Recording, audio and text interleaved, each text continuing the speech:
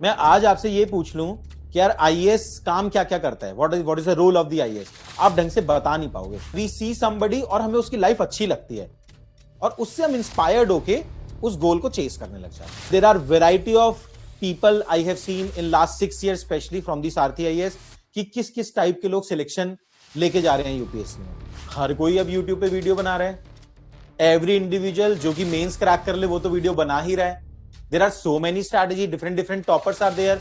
कोई बोलता है एसए और एथिक्स डे 1 से प्रिपेयर करो, कोई कहता है पहले बेसिक कंटेंट करो, कोई कहता है आंसर राइटिंग डे 1 से करो, कोई कहता है आंसर राइटिंग कम से कम 6-7 महीने बाद करो, है ना। somebody saying कि न्यूज़पेपर पढ़ना है, कोई कह रहा है न्यूज़पेपर नहीं पढ़ना है, then you get confused. No educator at Sarthi IAS is God या फिर UPSC chairman, right? We know our role in your journey as an educator and क्या वैल्यू हम आपकी प्रिपरेशन में ऐड कर सकते हैं। To all those people who are new to Sarthi IAS, पहले मैं अपने आप को इंट्रोड्यूस करूंगा आप सभी के लिए। I am Varun Jain, I am graduate from IIT Roorkee. Post my graduation I was an aspirant like you. I had given 6 attempts to the UPSC. Out of the 6 attempt, I had cleared the prelims examination 4 times, thus written the mains 4 times. And out of these 4 mains, I had cracked the mains twice, once in 2017 and once in 2019. Thus, I had given interview to the UPSC CSC examination twice. And once in 2017 exam, the interview of which happened in 2018, and second time, the examination of 2019, the interview of which happened in 2020. ठीक है? Post that, I am guiding all the aspirant like you through the Sarthi IAS. In past 6 years, I have guided, I would say, more than 1 lakh aspirant in one or the different form, and which has produced wonderful result at Sarthi IAS, which all of you can see. ठीक है? तो अब मैं क्या discuss करने वाला हूं आपसे। देखिए, the beauty of the Sarthi IAS is कि हमें क्या लगता है कि there are diversity of people here. सबका अलग अलग एक्सपीरियंस है ना। सबने अलग अलग तरीके की जर्नी देखी है, सब अलग अलग सोशियो इकोनॉमिक बैकग्राउंड से आते हैं, है ना। एक one size fit all approach UPSC में किसी के लिए वर्क नहीं करती, है ना। कोई मान लो कि स्कूलिंग में, कॉलेज में अगर बहुत शार्प था, उसकी बेसिक एजुकेशन बहुत शार्प रही है, तो उसकी थोड़ी सी डिफरेंट स्ट्रैटेजी होगी। एक ऐसा स्टूडेंट जो कि मेरे जैसा रहा है ना, जैसे मेरा बेसिक एजुकेशन बहुत हम्बल रहा है। I had studied in Hindi medium, एक हिंदी मीडियम एमसीडी स्कूल में मैं 10th क्लास तक पढ़ा, है ना। And post that 11th 12th में मैंने सोचा साइंस लेके देखते हैं, and I happen to like the physics and maths and made it to the IIT. That was my basic education journey. तो आपको एक गैप नजर आएगा कि यार यहाँ पे जो बेसिक एजुकेशन थी वो फिजिक्स मैथ्स को छोड़ के बाकी सब खराब थी। तो आई अंडरस्टैंड दो स्टूडेंट एज वेल जिनका बेसिक एजुकेशन बहुत शार्प नहीं होता, है ना। देन उसके हिसाब से जो स्ट्रैटेजीज होंगी थोड़ी अलग होंगी, है ना। So that is why at Sarthi IAS we have beginner kit session with all the faculties, and every faculty as per their own experience add value to your preparation. That is the idea behind it. ठीक है? तो अब मैं क्या आपको सिखाने वाला हूं, इस चीज की बात करते हैं। Now let's set the agenda of the session, है ना। देखिए, मैंने क्या देखा है इस पूरी यूपीएससी सीएससी जर्नी में, जब मैंने अपनी प्रिपरेशन स्टार्ट की थी बैक इन 2013, जब मैंने अपनी प्रिपरेशन स्टार्ट की थी तो चैलेंज अलग थे। चैलेंज क्या था? सबसे बड़ा चैलेंज मैं आपको बताता हूं। बैक देन चैलेंज वाज कि कोई ऐसा स्ट्रैटेजी का प्लेटफॉर्म नहीं था। आज के टाइम में यूट्यूब आ गया है, देयर आर मेनी वेबसाइट्स, है ना। मेंटरशिप का कल्चर चल गया है। आप कितनी बुराई कर लो, but in the end all these things have added insight to the aspirant life. Competition भी बढ़ा है उससे, बट जितनी चीजें डेमोक्रेटाइज होती हैं, जितनी इंफॉर्मेशन डेमोक्रेटाइज होती हैं, तो जो भी एस्पिरेंट हार्ड वर्किंग है उन्हें बेनिफिट होता है ना। वो डेमोक्रेटाइज हुई, आपको स्ट्रैटेजीज पता लगने लग गई, टॉपर यूट्यूब पे आगे पढ़ाने लग गए, है ना। टॉपर्स ने अपने यूट्यूब चैनल बना के आपको स्ट्रैटेजीज बताई। पहले ऐसा कुछ नहीं होता था। Back then in my time आपको किसी भी अगर क्रेडिबल या सिलेक्टेड इंडिविजुअल से अगर बात करनी है तो इट इज वेरी डिफिकल्ट। और अगर एक क्रेडिबल एजुकेटर से भी अगर बात करनी है तो यू विल हैव टू पे for the foundation course in the offline, जहां पे फीस बहुत ज्यादा होता था और बच्चे भी बहुत ज्यादा होते थे। तो वहां पे एक अच्छे बंदे का एक्सेस मिलना जो कि आपको स्ट्रैटेजी बता पाए, it becomes very difficult. That was the challenge back in my time. मेरे टाइम पे ये चैलेंज था, बट ऐसा नहीं है कि आपके टाइम पे कोई चैलेंज नहीं है। आपके टाइम में एक और चैलेंज है। In your time the challenge is, मैं काफी बार इसको यूज करता हूं कि it's a problem of plenty. आपके टाइम में क्या चैलेंज है? आपके टाइम में ये प्रॉब्लम है कि हर कोई अब यूट्यूब पे वीडियो बना रहा है। एवरी इंडिविजुअल जो कि मेंस क्रैक कर ले वो तो वीडियो बना ही रहा है। There are so many strategy, different different toppers are there. कोई बोलता है एसए और एथिक्स डे 1 से प्रिपेयर करो, कोई कहता है पहले बेसिक कंटेंट करो, कोई कहता है आंसर राइटिंग डे 1 से करो, कोई कहता है आंसर राइटिंग कम से कम 6-7 महीने बाद करो, है ना। somebody saying कि न्यूज़पेपर पढ़ना है, कोई कह रहा है न्यूज़पेपर नहीं पढ़ना है, then you get confused. isn't it? तो आप लोगों के टाइम में प्रॉब्लम क्या है? प्रॉब्लम ऑफ प्लेंटी, है ना? Can you understand this thing? क्या आपको फील होता है कि ये चैलेंज तो है सर? हम जब भी यूपीएससी के बारे में सर्च करते हैं 50 वीडियो आ जाती हैं, अब हमें समझ नहीं आता because we are at beginner level, then we are unable to figure out this thing, यार क्या स्ट्रैटेजी हमारे लिए करेक्ट, राइट? क्या फील होता है आपको? Please tell me this thing through chat box. Is it a right problem? अगर मेरा प्रॉब्लम का डायग्नोसिस करेक्ट नहीं है तो मेरा सॉल्यूशन कभी करेक्ट नहीं हो सकता, right? That's why I am asking, right? है ना? बिल्कुल सभी की प्रॉब्लम है ये। अगर कोई भी एस्पिरेंट यूपीएससी टारगेट कर रहा है और अपनी जर्नी को स्टार्ट कर रहा है तो ये एक प्रॉब्लम है ना? तो इस बिगनर किट में ऑल्दो हमने इसी प्रॉब्लम को सॉल्व करने की कोशिश की है आपके लिए। अब यहां पे what I am going to discuss, जो कि फर्दर इस प्रॉब्लम को सॉल्व करेगा, टॉपिक है व्हाट डिफरेंशिएट अ टॉपर, है ना? देखिए एक बेसिक साइकोलॉजिकल फंडा मैं आपको बताता हूं। समवेयर आप में से हर कोई इंस्पायर्ड होता है किसी ना किसी टॉपर को देख के, है ना? क्या बताओ ऐसा है या नहीं? समवेयर या तो कोई टॉपर होगा या कोई आप आईएएस ऑफिसर आपकी फैमिली में होगा या कोई जानते होंगे आप, है ना? कहीं ना कहीं आपने रील देखे होंगे, कहीं ना कहीं आपने वीडियो देखे होंगे, एंड समवेयर वो बेसिक एस्पिरेशन किसी भी इंडिविजुअल में क्या आता है, यार this is what I want to become. वरना कहां से आया वो एस्पिरेशन?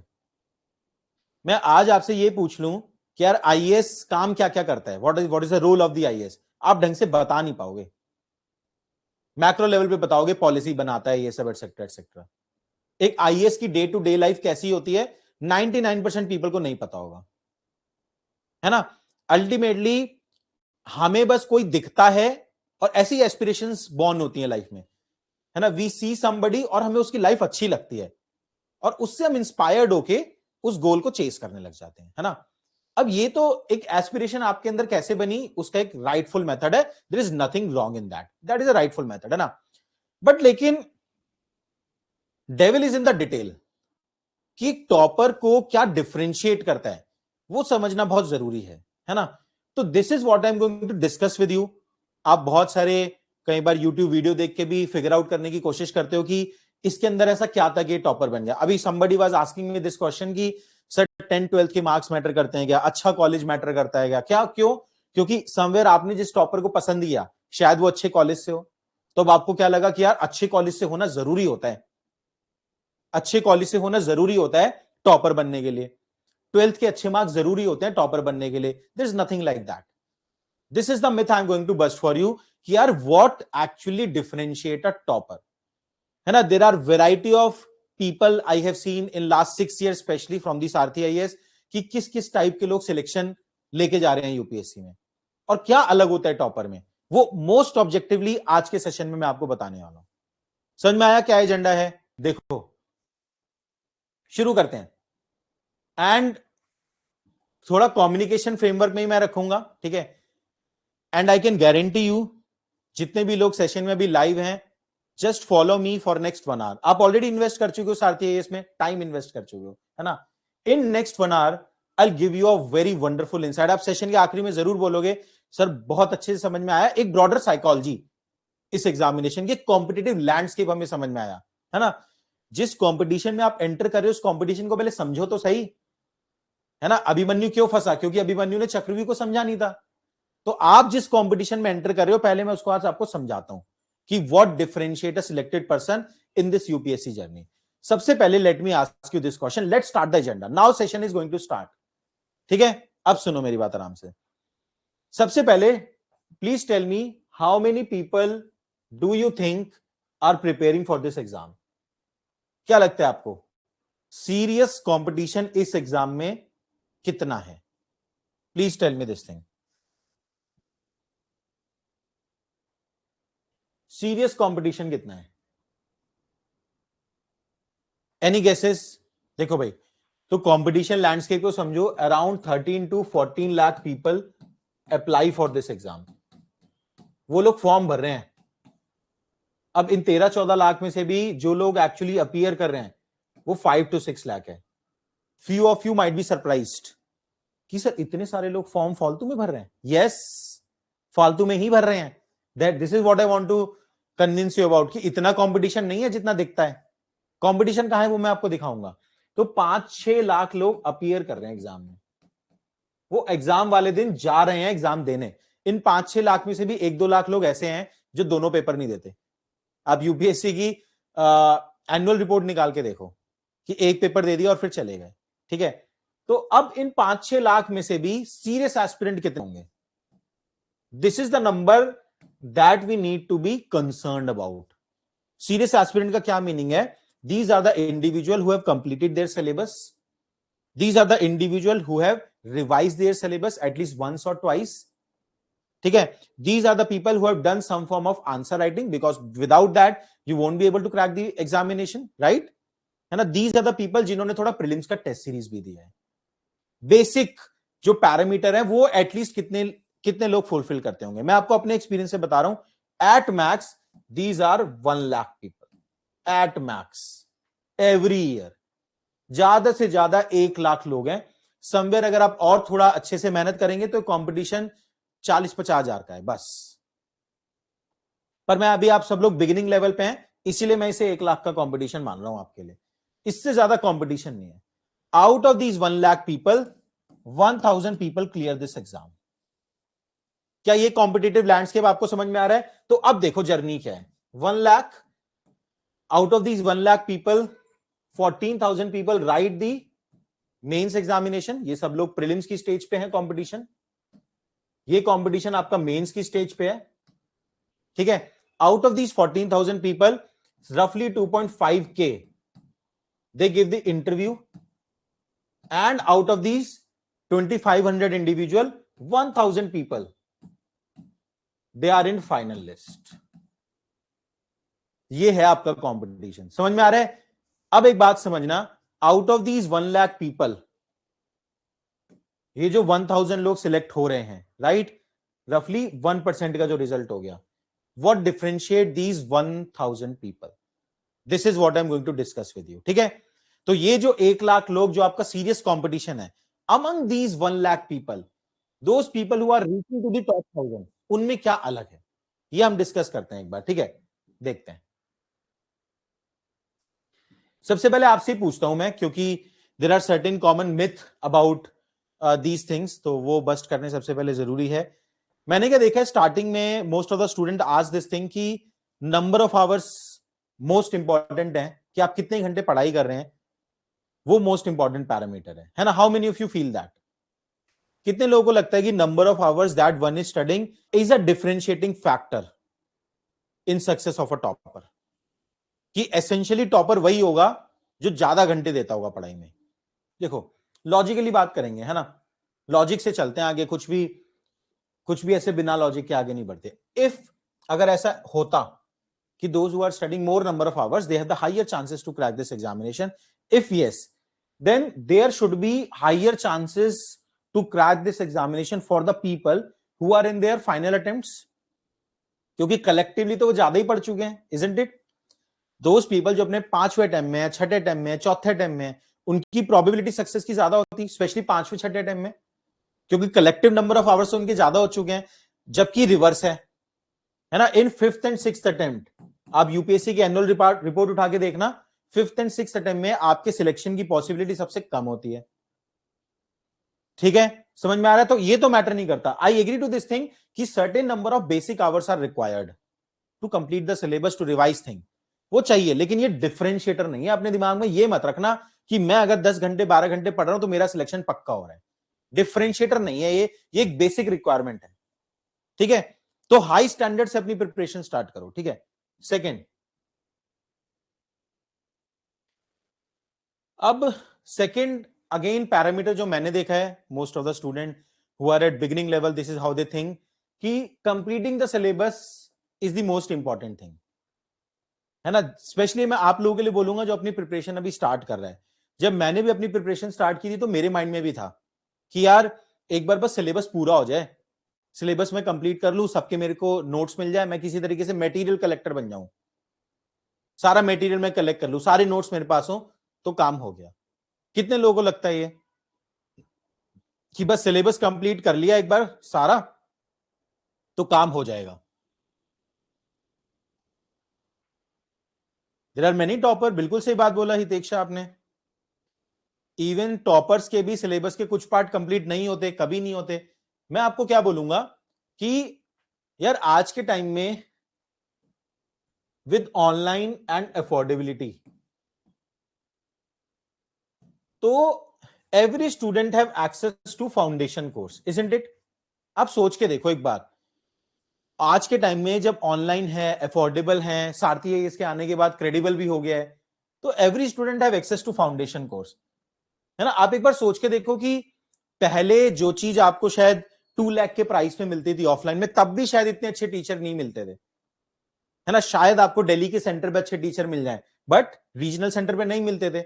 आज ऑनलाइन के सिनेरियो में जो टीचर आपको यहां पे पढ़ा रहे हैं, है ना, जिस प्राइस पॉइंट पे पढ़ा रहे हैं, it's a great level of accessibility and affordability which technology has provided to you. तो every student have access to foundation course, सारा कंटेंट है सबके पास। तो डिफरेंस कहां बना? डिफरेंस तो कहीं भी नहीं बनेगा, है ना। कोई शायद 1 साल में पूरा कर ले, कोई 2 में कर ले, 3 में कर ले, सिलेबस तो सबका कंप्लीट होना ही है। Syllabus is bound to get completed, है ना। 1 साल में नहीं होगा, कोई 2 में कर लेगा, कोई 3 में कर लेगा। तो सिलेबस कंप्लीट करने से तो कोई डिफरेंस क्रिएट नहीं हो रहा, ठीक है ना, राइट? अब सुनो, तो ये बात आपको समझ में आई, है ना। Number of hours are important but they are not differentiator, है ना। ऐसे ही just by mere syllabus completion you are not going to get selected, ठीक है। What differentiate, these are the 3 most important things which I want to discuss with you. There are 3 things which are most important which differentiate a topper, that I will discuss with you in detail. First is consolidation, है ना। Out of these 1 lakh people, जितने भी लोगों ने अपना content consolidate कर रखा है, दिस इज व्हाट मैटर। 1 साल में करे, 2 में करे, 3 में करे, it doesn't matter. Without content consolidation nobody will crack this examination। खाली पढ़ने से, समझने से कुछ नहीं होना, है ना। I will discuss that part in detail, है ना। Second, right strategy।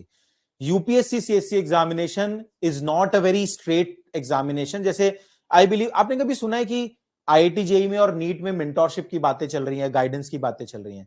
मैं आपको बताता हूं, मैंने जब आईआईटी एग्जाम क्रैक किया और उसके बाद में यूपीएससी में आया, तो आई नोटिस दिस थिंग। मैं शिविन से भी पूछता हूं कि नीट क्रैक करने के बाद तेरा एक्सपीरियंस कैसा था, ठीक है। तो we come to this conclusion कि यार ये एग्जामिनेशन काफी कॉम्प्लेक्स है। यहाँ पे स्ट्रैटेजी का बहुत रोल है, गाइडेंस का बहुत रोल है ना। इसे स्ट्रेट फॉरवर्ड एग्जाम नहीं, जैसे आईआईटी जेई में होता था, यार ये सिलेबस है, इस टाइप के क्वेश्चन आते हैं, ठीक है। आप क्वेश्चन प्रैक्टिस करो, बुक्स भी फिक्स हैं, आप उन्हें प्रैक्टिस करो। अगर आपका दिमाग चल रहा है, आप क्वेश्चन सॉल्व कर पा रहे हो, एग्जाम में प्रेशर में परफॉर्म कर पा रहे हो, तो यू विल गेट थ्रू। यहाँ पे ऐसा नहीं है। यहाँ पे आंसर राइटिंग के टूल्स हैं, एमसीक्यू सॉल्विंग के लिए लॉजिकल गेसिंग है, आपको ऑप्शन भी अपना डिसाइड करना है, सिलेबस भी आप अपना डिसाइड कर रहे हो एक तरीके से, राइट। तो there is lot of strategy element which are involve in this UPSC CSC journey. Books भी फिक्स नहीं है, मटेरियल की भी लड़ाई है कि स्पेक्ट्रम पढ़े या ना पढ़े, इकोनॉमिक्स की बेस्ट बुक कौन सी है, बुक्स भी फिक्स नहीं है। तो राइट स्ट्रैटेजी, नोट्स किस तरीके से बनाने हैं, करंट अफेयर के लिए न्यूज़पेपर पढ़े, मैगजीन पढ़े, या फिर कोई और तरीका सोचें। तो right strategy again is a major differentiator, ठीक है। Third, once share of luck, है ना।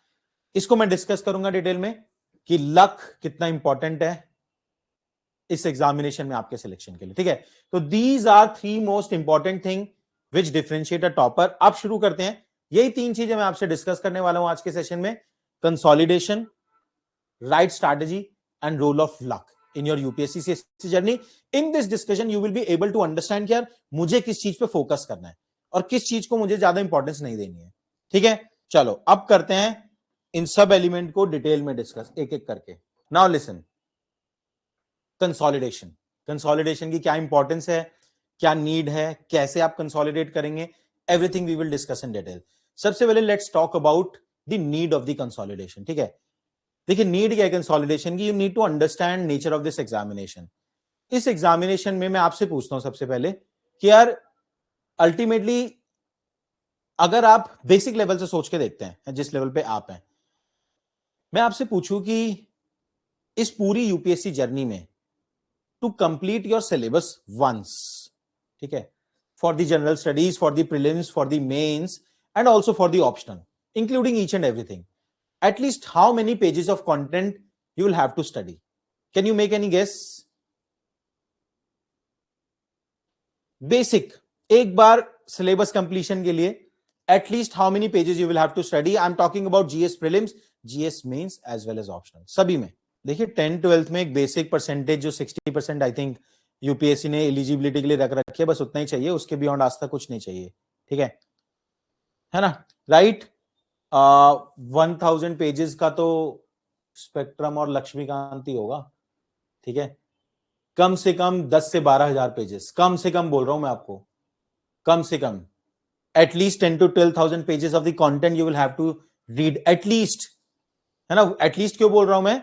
अगर आप, कई बार ऐसा भी होता है इस जर्नी में, आप कोई पहली बार कोई मटेरियल पढ़ोगे and then you will realise this is not the right material for me, I have to switch the material, है ना? अगर आप वन सोर्स पहली बार में राइट हिट कर गए, तब जाके 10 से 12,000 मिनिमम पेजेस पढ़ने पड़ेंगे, मिनिमम बोल रहा हूं मैं आपको, ठीक है? अब out of these 10,000 pages in the final mains examination is the nucleus of this exam. Prelims mains interview अगर हम बात करें, मोस्ट इंपॉर्टेंट जर्नी है mains in terms of cracking the exam, है ना? क्योंकि मेंस के मार्क्स डिटरमाइन करते हैं कि आप कहां तक लेके जाएंगे। तो अगर मेंस एग्जामिनेशन की हम बात करें, in the real mains exam, out of all the papers, अगर हम 5 जीएस के पेपर और 2 ऑप्शनल के पेपर की बात करें, आई होप सिलेबस आपने देखा हुआ है इस एग्जामिनेशन का, तो in these 7 paper collectively you right 200 pages of the content. मैंने काउंट किए हुए हैं 4 मेंस में, है ना? रफली मैंने आइडिया लगाया हुआ है, रफली out of these 10,000 pages 200 pages का कंटेंट आप लिख के आते हो। अब आप सोच के देखो, है ना? 10,000 पेज में से जो मैंने पढ़े हैं, उसमें से मुझे 200 पेजेस का कंटेंट लिखना है बस, and that also I have to write in a pressure situation. अगर आप मेंस का स्केड्यूल देखेंगे तो मेंस का स्केड्यूल बहुत हेक्टिक होता है। हेक्टिक कैसे होता है, जिसको नहीं पता बताता हूं। डे 1 पे आपका एसए का पेपर होता है ना? 3 घंटे आप एसए लिखते हैं, एसए में टाइमलाइन का प्रेशर नहीं होता है, ठीक है? डे 2 पे आपका जीएस 1 का पेपर होता है सुबह 3 घंटे का। 3 घंटे में आप 20 क्वेश्चन लिखते हैं on diversity of subject, history, geography, society. Then you will be given 1.5 to 2 hours break. आप उसी दिन में 3 घंटे फिर लिखेंगे 20 क्वेश्चन, दोबारा हो। Very hectic task. एंड यहां पे भी डाइवर्सिटी ऑफ सब्जेक्ट देखो, कोई रिवीजन का टाइम नहीं है, रिवीजन का टाइम नहीं है बीच में कुछ। आप डाइवर्सिटी ऑफ सब्जेक्ट देखो, जीएस 2 में polity, constitution, governance, social justice and IR. Then you will go back to your home. 6 घंटे लिखने के बाद रिवीजन की हालत ही नहीं बचती, हाथ भी थकने लगता है, शोल्डर पेन भी होने लगता है। You will go back to your home, you will come back again next day, and in the morning session you will write 3 hours again GS3 on again diversity of topic, economics, agriculture, science and environment, security, disaster management. Then 1.5 to 2 hour break, फिर दिन में ethics लिखो 3 घंटे। अब आप सोचो इस hectic schedule में आउट ऑफ 10,000 पेजेस कंटेंट आपने पढ़ा है, उसमें से 200 पेजेस का कंटेंट आपको रिकॉल करके, रिप्रोड्यूस करके लिख के आना है वहां पे। It can be done only when you have the content consolidated at its peak. Consolidation का क्या मीनिंग है? कंसोलिडेशन का क्या मीनिंग है कि आपको इस लेवल पे कंटेंट याद है। अगर मैं रात को आपको सोते हुए उठाऊं और सोते उठा के एकदम से पूछूं फंडामेंटल राइट सुनाओ, तो याद होना चाहिए आर्टिकल 14 ये, 15 ये, 16 ये, 17 ये। समझ में आ रहा है?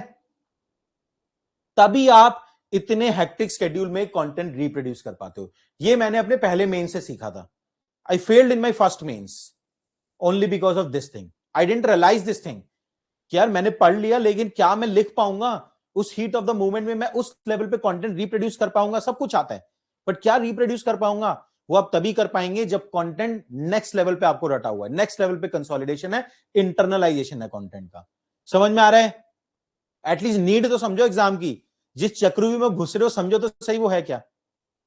ठीक है, चलो, कंसोलिडेशन इज मोस्ट इंपॉर्टेंट। अब बात करते हैं, ये थोड़ा सा मैं समझा देता हूं आपको, कुछ लोग अगर अभी भी कंफ्यूज्ड हो कि कंसोलिडेशन का मीनिंग क्या है। देखिए, if you want to clearly understand the meaning of the consolidation on the basis of your experience till now, तो मैं 2 टर्म्स का कॉन्ट्रास्ट ड्रॉ करता हूं, कंसोलिडेशन एंड मेमोराइजेशन।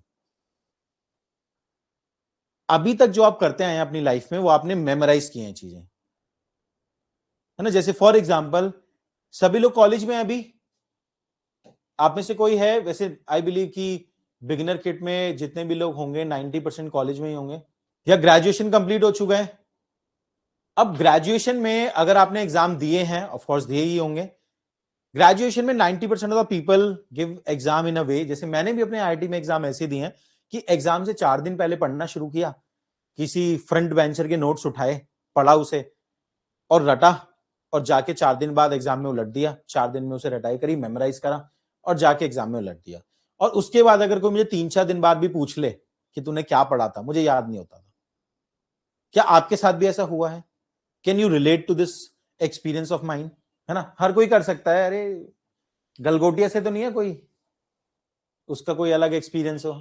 तो देखो, the idea is pretty simple यार, कि जो आप जैसे ग्रेजुएशन एग्जाम आप देते हैं वहां पे आप कंटेंट को इंटरनलाइज नहीं करते थे, बस मेमोराइज करते थे और जाके एग्जाम में उलटते थे।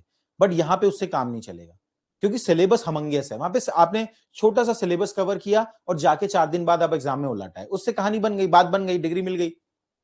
लेकिन यहां नहीं बनेगी बात, यहां पे हमंगस सब्जेक्ट है, बहुत बड़ा सिलेबस है, आपको कंटेंट इंटरनलाइज करना पड़ेगा टू अ लेवल की अगर आपने 1 महीने रिवाइज भी नहीं किया तब भी you are able to recall things at macro level. यार ये था उस पार्ट में, उस टॉपिक में ये था, एक टीचर के लेवल पे आपको पहुंचना पड़ेगा। समझ में आ रहा है? This is the meaning of consolidation. ठीक है, अब हाउ इट्स डन ये भी समझ लेते हैं। कुछ लोग घबरा गए होंगे कि सर ये क्या बोल रहे हो, ये कैसे होगा, कह सही रहे हो, बात तो सही लग रही है आपकी, but how it will be done. अब सुनो मेरी बात, देखो बिल्कुल लॉजिकल तरीके से अप्रोच करते हैं। Is it possible to consolidate each and everything? मतलब the 10,000 pages which at least you are supposed to read in this journey, do you think that you can consolidate 10,000 pages to this level जो मैं आपको बोल रहा हूं? Is it really possible, humanly possible? है ना, आप में से कोई रोबोट हो या फिर सुपर कंप्यूटर वाला माइंड हो या फिर क्रिश हो, है ना, ऐसा तो नहीं है, हो नहीं सकता, 10,000 पेजेस कंसोलिडेट नहीं हो सकते। तो यू नीड टू अंडरस्टैंड कि we need to do filtration of the content. आप समझते सारा कंटेंट हो, आप पढ़ते सारा कंटेंट हो, बट जो आप कंसोलिडेट करते हो उसको आप फिल्ट्रेट करते जाते हो। अब नीड समझते हो कि ये कंसोलिडेट करने की नीड है, इस पॉइंट को याद रखने की नीड है, इस पॉइंट को इंटरनलाइज करने की नीड है, इस कीवर्ड को कंसोलिडेट करने की नीड है। You do the filtration in your journey. वो फिल्ट्रेशन कैसे होता है? On the basis of past year question. आपको कैसे पता लगेगा कि जो कंटेंट आप पढ़ रहे हो वो आपने समझ लिया, उस कंटेंट में से इंपॉर्टेंट एरिया कौन सा है, कंसोलिडेट कौन सा एरिया करना चाहिए, कैसे पता लगेगा? PYQ, these are your Bible. तभी तो लोग बोलते हैं पीवाईक्यूज आर मोस्ट इंपॉर्टेंट, क्योंकि पीवाईक्यू से पता लगेगा ये जो टॉपिक मैं पढ़ रहा हूं इसमें क्या इंपॉर्टेंट पार्ट है और क्या मुझे कंसोलिडेट करना है। समझ में आया? ठीक है, तो on the basis of PYQ you will do the filtration. ये फिल्ट्रेशन प्रोसेस में आपको समझ में आता जाएगा, एटलीस्ट थ्योरेटिकली तो एटलीस्ट आपके माइंड में एक लेयर होनी चाहिए कि हाँ ये करने की नीड है। आप जो भी टॉपिक पढ़ते हो उसके पीवाईक्यू देखो, है ना, और फिर सोचो कि ये पार्ट मुझे याद रखना है। पीवाईक्यू इसलिए हमेशा सामने होने चाहिए, जो भी टॉपिक, प्रीलिम्स के पीवाईक्यू हो, मेंस प्रीलिम्स के लिए पढ़ रहे हो तो प्रीलिम्स के पीवाईक्यू, मेंस के लिए पढ़ रहे हो तो मेंस के पीवाईक्यू, पीवाईक्यू हमेशा सामने होने चाहिए। देन उस फिल्टर्ड कंटेंट की आप रिवीजन करते हो again and again. This is how you consolidate the content in this UPSC journey. ठीक है, समझ में आया? अब आगे देखो, एक एलिमेंट और ऐड किया है मैंने यहां पे जो कि बिगिनिंग के लेवल पे डाउट रहता है। What is the importance of answer writing in consolidation? Very important. अगर हम कंसोलिडेशन डिस्कस कर रहे हैं तो आंसर राइटिंग नेचुरली डिस्कस होना चाहिए। देखिए, मैं आपको एक बचपन की अगेन स्कूल में लेके चलते हैं, अभी तो मैं आपको कॉलेज में लेके गया। Now let's go back to the school days. ठीक है, आपके साथ स्कूल में ऐसा होता था कि आपके पेरेंट्स या फिर आपके टीचर जब whenever you struggle to memorize या consolidate any content, तो आपके टीचर्स या फिर पेरेंट्स आपको ये एडवाइस करते थे कि लिख के याद कर ले, right? Let's write and then you will be able to memorise better. क्या आपके साथ होता था ऐसा? Once you write something it goes into your permanent memory. Can you relate to this thing? Right, होता था स्कूल में ऐसा, है ना? तो यहां भी यही होता है, बेसिक चीजें बदलती नहीं है। तो जब आप कोई भी आंसर राइटिंग जब आप स्टार्ट करेंगे तो answer writing will also help in consolidation, है ना? किसी भी कंटेंट को याद करने के लिए जब आप उस कंटेंट को क्वेश्चन आंसर फॉर्मेट में याद करते हैं तो ज्यादा लंबा याद रहता है। ठीक है, तो ऑलवेज रिमेंबर दिस थिंग कि आंसर राइटिंग जब आप स्टार्ट करोगे, कब करोगे, वो भी कब करनी चाहिए वो भी हम बात करेंगे, है ना? तो जब आप आंसर राइटिंग स्टार्ट करेंगे तो answer writing will also lead to consolidation of the content, not other way round. याद रखना है बात, लास्ट में बोला वो इंपॉर्टेंट है ना? Many of you will think कि पहले मैं सारा कंटेंट कंसोलिडेट करूंगा फिर आंसर राइटिंग स्टार्ट करूंगा। This is not how it is done, है ना? आप कंटेंट भी पढ़ते रहते हो, मेमोराइज करने की भी कोशिश करते हो, आंसर राइटिंग भी करते हो, और पैरेलली कंटेंट कंसोलिडेट होता है ना। यू डोंट वेट कि पहले सब कुछ कंसोलिडेट हो जाएगा फिर आंसर राइटिंग करूंगा, है ना। चलो अब बात आती है अगला क्वेश्चन अगेन कि sir then when we should start answer writing if this is true, if this is true कि कंसोलिडेशन आंसर राइटिंग करके और बेटर होता है, तो isn't it that we should start answer writing from day one? ये आपके mind में question आ सकता है। तो जो आपका क्वेश्चन है वो मैं ऑलरेडी लेके आया हूं। To make you understand this thing, let me give you a question. एक मैं क्वेश्चन आपको देता हूं, आपको समझ में आएगा कि when you should start the answer writing. I am giving you 30 to 40 second, और इस क्वेश्चन को आप आंसर करो चैट बॉक्स में, है ना। क्वेश्चन सिंपल है, explain the meaning of poverty. Explain the meaning of poverty, answer this question in chat box in next 20 to 30 seconds. Everyone please answer. People who can't afford basic needs, lack of resources that are necessary, lack of resources, not fulfilling the basic level of needs, unable to afford basic need, not able to attain mandatory requirement, state basic necessity. बाकी लोगों के भी answer पढ़ रहे हो, अपना लिखने के साथ साथ बाकी लोगों के भी आंसर पढ़ना। अब एक चीज नोटिस करना, also read the answer of the other people and notice one thing. Can you notice this thing that most of you are writing almost the same answer? And this is a topic which, poverty is a topic which exists in your GS1, in your GS2 as well as GS3. GS4 में भी पूछा जा सकता है, ethical issue भी है poverty as per Mahatma Gandhi. तो this is the part of your UPSC syllabus, पर लिख तो सब सेम ही आंसर रहे हैं। तो बिना यूपीएससी की तैयारी शुरू करे, you already know the answer of one topic, isn't it? क्यों? क्योंकि UPSC is an examination which is not given by people who are in school, they are given by people who are graduate. तो topic mostly वो हैं जिनकी basic level of information आपके पास already होगी। You need to understand the difference between basic content and UPSC level content. तो इसका मतलब अगर ये बेसिक आंसर कोई लिख के आएगा तो डिफरेंशिएटर क्या रहा? सभी लोग लिख देंगे, Isn't it? आपको तो थोड़ा बेटर आंसर लिखना पड़ेगा ना, अगर एक कंपैरिजन क्रिएट करना है और ये जो 1 लाख पीपल हैं इनसे 1000 में पहुंचना है, तो आपका आंसर थोड़ा अलग होना चाहिए, है ना। वो अलग कब होगा? जब आप यूपीएससी लेवल कंटेंट पढ़ोगे। तो यूपीएससी लेवल कंटेंट ठीक है, there is multi dimensional poverty, economic poverty, political poverty, इस तरीके से जब आप डिफाइन करोगे, and at last mental poverty is also there. तो the idea is which I want to communicate to you is you don't need to do the answer writing of basic level of content. उससे क्या होगा? आपकी बस ego satisfy होगी कि हम कुछ लिख रहे हैं, पन्ने काले कर रहे हैं, अगर आपने एक बेसिक लेमन लैंग्वेज में सुना हो तो। It will not help you, है ना। Only when you have certain UPSC level of content, and उस कंटेंट को लेके जब आप आंसर राइटिंग करोगे तब एक मीनिंगफुल आंसर राइटिंग होगा, ठीक है। तो please you don't need answer writing from day one.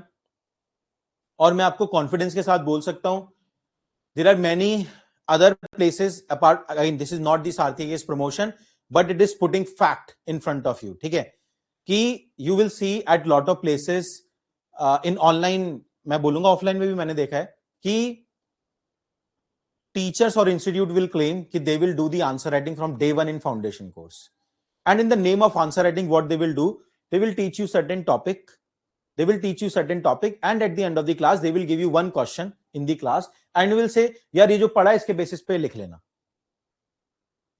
This is what they will say. इसके ये आंसर राइटिंग के नाम पे ये हो रहा है, इसमें उन्होंने सिखाया कहां आपको? उससे क्या फायदा हुआ आपका? कुछ नहीं, कोई नहीं लिखता। फिर मैं भी गया हूं फाउंडेशन कोर्स करने, कोई नहीं लिखता फिर उसमें, है ना। You should do answer writing only, there are certain basic essential to start the answer writing. पहले आपके बेसिक सब्जेक्ट कवर होने चाहिए, polity, economy, geography, modern history. जब ये बेसिक सब्जेक्ट कवर हो गए, थोड़ी सी इंटरलिंकेज करने का स्किल आपके माइंड में आ गया, है ना। आप मल्टी डायमेंशनल सोच पा रहे हो किसी टॉपिक को, कि पॉवर्टी आप हिस्टोरिकल रीजन भी सोच पा रहे हो, पॉवर्टी आप इकोनॉमिक रीजन भी सोच पा रहे हो, पॉवर्टी आप पॉलिटिकल रीजन भी सोच पा रहे हो। ये कैसे सोचोगे? जब तक आपका बेसिक फ्रेमवर्क ही नहीं बना तब तक सोच कैसे पाओगे?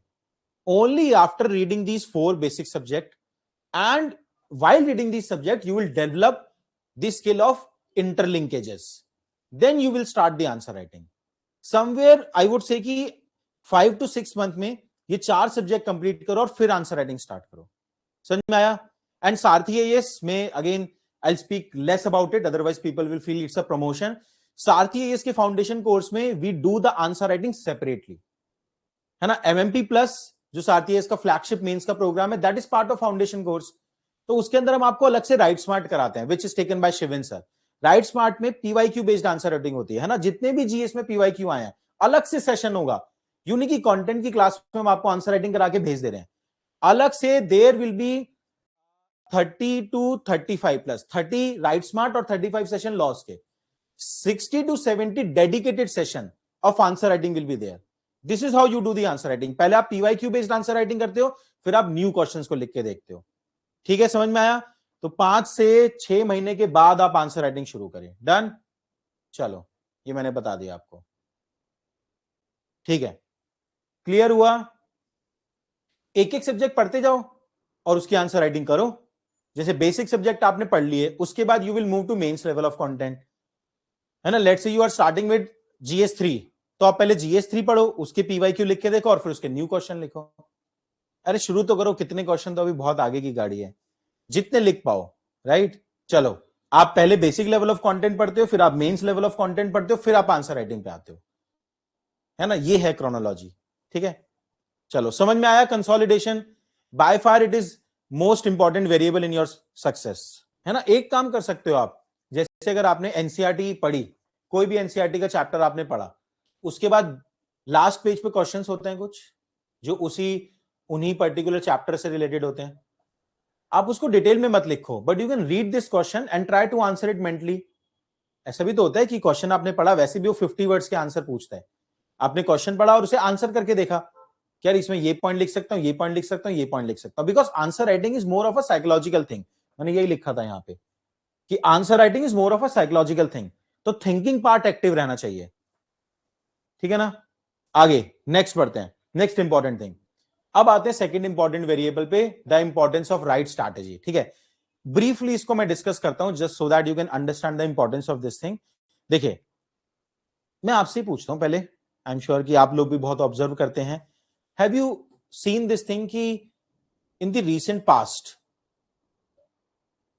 you will see lot of examples of the topper जिन्होंने एग्जाम क्रैक किया एंड समवेयर उनकी फैमिली में, है ना, या फिर उनके इमीडिएट एक्सटेंडेड फैमिली में या फ्रेंड्स में कोई एक ऐसा था जिसने रिसेंटली एग्जाम क्रैक किया था। समबडी एल्डर सिबलिंग हो किसी का, किसी के पेरेंट्स हो जिन्होंने एग्जाम क्रैक किया। डू यू सी समहाउ कि उनके लिए एग्जाम क्रैक करना आसान होता है? क्या लगता है आपको ऐसा, है ना? क्या लगता है आपको कोई स्कैम चल रहा है यूपीएससी में? कुछ लोग ऐसा भी सोचते हैं ना। Let's talk about it. क्या है कि कोई स्कैम है, कोई बैकडोर एंट्री है ना, जिनके पेरेंट्स सीनियर आईएएस ऑफिसर है, उन्हें कोई बैकडोर एंट्री है यूपीएससी में से। Do you feel this way? इसको डिस्कस करते हैं, लगाता हूं मैं आपके साथ 2-4 मिनट। एक इंपॉर्टेंट चीज सिखाता हूं मैं आपको लाइफ में। कोई बैकडोर एंट्री नहीं है, बिल्कुल सही बात है। देखो भाई, सिंपल सा लाइफ में गेम होता है। एक एक्टर का बेटे के लिए एक्टर बनना आसान है, इजंट इट? आप बॉलीवुड फॉलो करते होंगे, आई एम श्योर। नेपोटिज्म, आप जिसे नेपोटिज्म बोलते हो, है ना। आई से कि एक एक्टर के बेटे के लिए एक्टर बनना आसान है क्योंकि उसके पास नो हाउ ऑलरेडी है, उसके पास वो नेटवर्क्स ऑलरेडी है ना, जो कि इस फील्ड में सक्सेसफुल होने के लिए चाहिए। ये हमेशा से ही है। Occupational transfer of the skill हमेशा से ही एग्जिस्ट करता आया है, राइट। एक बिजनेस पर्सन के लिए अपने सन या डॉटर को business person banana, like Mukesh Ambani for example, है ना, अनंत, आकाश, ईशा, उनको बिजनेस पर्सन बनाना बहुत आसान है, राइट। तो again this simple thing point out one important variable in your life कि राइट स्ट्रैटेजी मैटर, बहुत मैटर करती है भाई। राइट टाइम पे अगर आपको राइट पर्सन ने राइट स्ट्रैटेजी, राइट गाइडेंस और राइट मेंटरशिप दे दी, तो वो आपके 2-3 साल जीवन में बचा जाएगा। और आई honestly believe in it. I have personally scene this thing that people who follow this strategy means यार, एक ना मैं किसी काम में घुस रहा हूं, for example you are entering into UPSC civil services journey, I need to find a mentor for my self. Otherwise तो आप खुद फेल होगे 4-5 साल, you will fail 4-5 years, you will learn things on your own way, जैसे कि मेरे साथ हुआ, और हो सकता है तब तक लेट हो जाए, and you will become your own mentor. This is how people who don't understand the importance of right mentorship and right strategy, this is the common journey. Successful तब भी हो सकते हो बट टाइम लग जाएगा. जो बात आप 2-3 साल फेल होकर रियलाइज कर रहे हो, वो अगर आपको कोई राइट गाइडेंस देने वाला मिल जाए तो जल्दी रियलाइज हो जाएगी. कोई रॉकेट साइंस तो नहीं है इसमें. तो please try to understand a mentor is mandatory in this journey. I have seen this thing very closely कि जिन लोग, देखिए हार्डवर्क का कोई ऑल्टरनेटिव नहीं है. हार्डवर्क और जो आपका स्मार्ट वर्क है, जो आप एफर्ट डालने वाले, उसका कोई ऑल्टरनेटिव नहीं है. बट लेकिन अगर एक राइट मेंटर मिल जाता है राइट टाइम पे, तो आपकी जो जर्नी है वो शॉर्ट हो जाती है. समझ में आ रहा है ना. तो have a right mentor by your side. वो मैं आप पे फ्रीडम छोड़ता हूं. आपका कोई सीनियर हो जिसने, मैं आपको सिंपल क्राइटेरिया बता रहा हूं, ये भी यहां पे भी लोग गलती करते हैं, है ना. इस मेंटर की क्वालिफिकेशन बता रहा हूं मैं, और ऑनेस्टली मैं बिलीव करता हूं इसमें लाइफ में एटलीस्ट उसने मेंस क्रैक किया हो.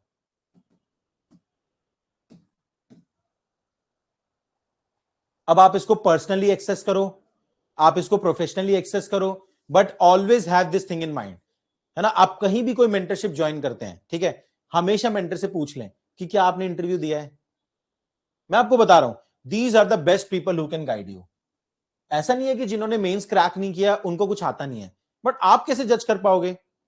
हाउ यू कैन जज कि somebody who has not cracked the mains examination वो सही है या नहीं. बट ये मैं 100% श्योर हूं, अगर किसी ने मेंस क्रैक किया है तो वो इस एग्जाम को समझता जरूर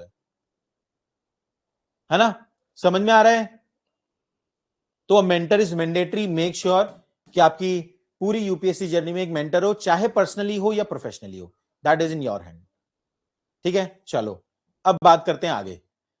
now comes the third important variable in your journey. What differentiate a topper? Third important variable है one share of luck. Let me ask you this thing first. अरे चलें आगे, थर्ड पे आए, last. Please tell me how many of you feel that luck is a decisive factor in your UPSC success. How many of you feel that? कि yes sir, luck is important. No sir, luck is not important. Whatever you feel, please let me know. Please let me know in chat box.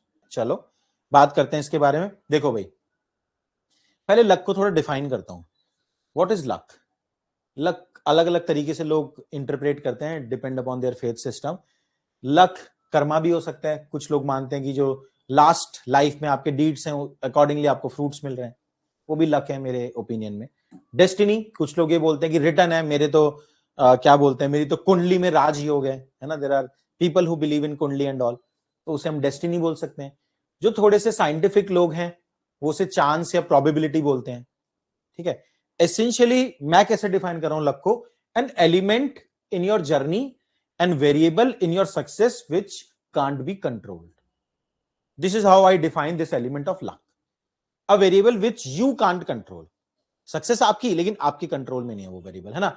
Those people who feel कि नहीं sir ऐसा तो कोई variable नहीं है, उनको मैं एक दो इलस्ट्रेशन देता हूं और बताना सही लग रहा है गलत, है ना.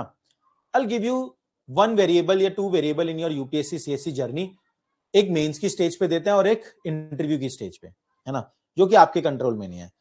आपने मेंस में आंसर कॉपी लिखी, ठीक है, आपने आंसर्स लिखे, और एक इवैल्यूएटर, अभी तो एआई इवैल्यूएशन हो नहीं रहा है, ह्यूमन ही इवैल्यूएट कर रहे हैं, राइट.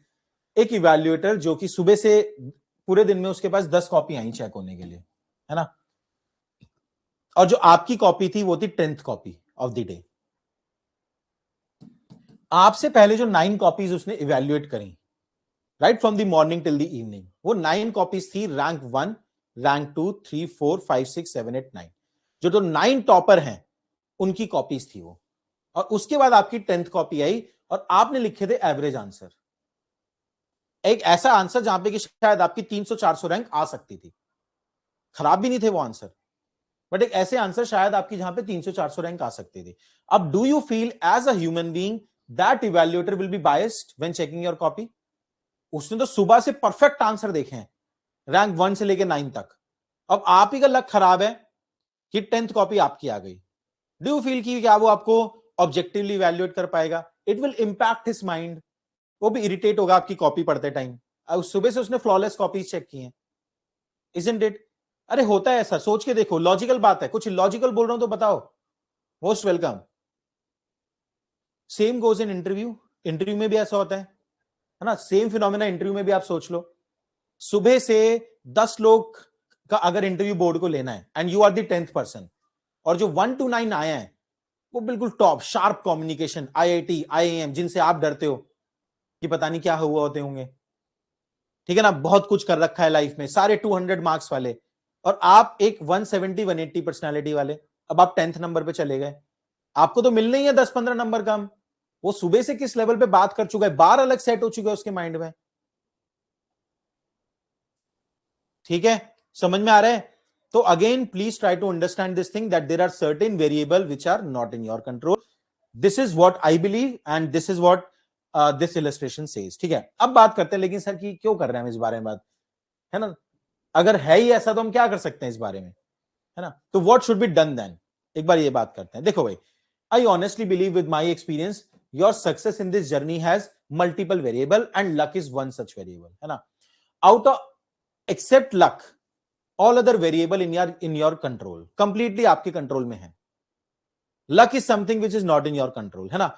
तो अगर आप बाकी वेरिएबल को मैक्स आउट कर जाओ, जैसे कि MS धोनी जो कि फेवरेट क्रिकेटर काफियों के हो सकते हैं, this is what is suggest कि कंट्रोल व्हाट इज कंट्रोलेबल, जो बाकी वेरिएबल आपका हार्डवर्क है, आपके नोट्स हैं, आपकी आंसर राइटिंग है, आपका कंटेंट है which is in your control, उसको मैक्स आउट करो and just have this kind of a faith कि everything will fall into place.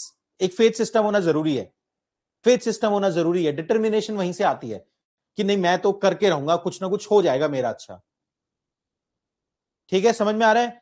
तो control what is controllable to the maximum extent, this is what you need to do, है ना, and don't worry about uncertain variables which are not in your control, है ना।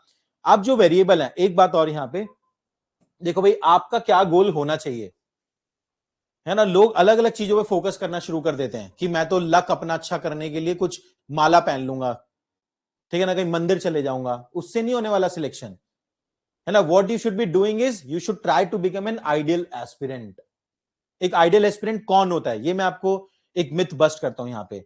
मैंने क्या देखा है, जब प्रिपरेशन आप स्टार्ट करते हैं तो यू टेंड टू थिंक कि आइडियल एस्पिरेंट वो है जिसको बहुत सारी नॉलेज है, मैक्सिमम नॉलेज, है ना। आपको लगने लगता है तो नॉलेज का एग्जाम है, इतने सारे सब्जेक्ट हैं, the person who has maximum knowledge has maximum chance to crack this examination, not at all true, ऐसा नहीं है। It is not an examination जो कि PhD के लिए है, it has a certain syllabus जिसके अराउंड यूपीएससी क्वेश्चन पूछता है, उस इंफॉर्मेशन को आप गैदर करके स्ट्रक्चर अपने माइंड में ऑर्गेनाइज करके कैसे टाइमली रिप्रोड्यूस करते हो, this is the skill that they are testing, not your absolute knowledge, है ना। अगर ऐसा होता कि one with the maximum knowledge has highest chance, वो एक आइडियल एस्पिरेंट है, तो people again who are in 5th and 6th attempt, वो तो पढ़ रहे हैं यार 5-6 साल से, एक फर्स्ट अटेम्प्ट वाले को कभी 6th अटेम्प्ट वाले से ज्यादा नॉलेज हो ही नहीं सकती, नॉलेज की बात कर रहा हूं मैं, तो ऐसा बिल्कुल भी नहीं है। अगेन एक सेकंड मिथ क्या होता है, the person who wants to serve the society most,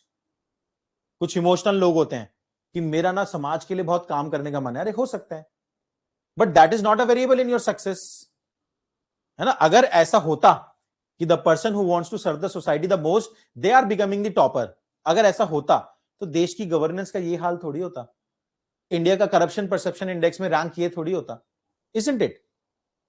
तो डोंट बी इमोशनल, है ना। एक आइडियल एस्पिरेंट कौन है, जिसके एग्जाम क्रैक करने के सबसे ज्यादा चांसेस हैं, the one who is a good student. आप लाइफ में अभी तक बैक बेंचर रहे हो, it it doesn't matter, this exam is a great leveller, सबको बराबर अपॉर्चुनिटी देता है, but now you have to become a front bencher, है ना। आपको एक गुड स्टूडेंट बनना पड़ेगा, हार्ड वर्किंग स्टूडेंट बनना पड़ेगा।